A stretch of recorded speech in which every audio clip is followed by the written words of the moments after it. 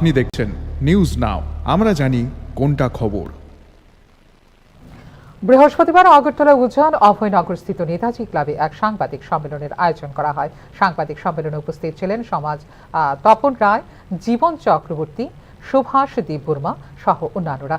এই দিনের সাংবাদিক সম্মেলনে তপন রায় জানান, বিগত কয়েকদিন আগে শারদীয় দুর্গাপুজোর চাঁদা নিয়ে হয়েছিল সামান্য বচসা, যা পরবর্তী সময়ে গড়ায় পুলিশ পর্যন্ত। পরবর্তী সময়ে সেই সমস্যা উভয় পক্ষের মধ্যে সমাধান হয়।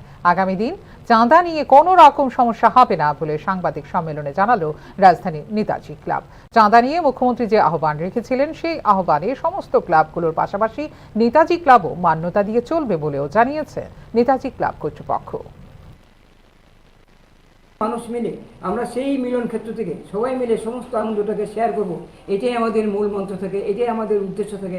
আর আমি নেতাজি ক্লাবের তরফ থেকে, এই এলাকার তরফ থেকে আমিও সবার কাছে এটা আন্তরিকভাবে অনুরোধ রাখবো যে আপনারা যে সবার ভেতরে এই ভাবনাটাই রাখবেন যে আমরা একটা পুজো আসছে, চলুন সবাই মিলে হাতে হাত মিলিয়ে আমরা সবাই মিলে একসাথে এইটার আনন্দ উপভোগ করি এবং শেয়ার করি, একে অন্যকে আনন্দ দেই, যেন কারোর জন্যই কারো আনন্দটা বিনষ্ট না হয়।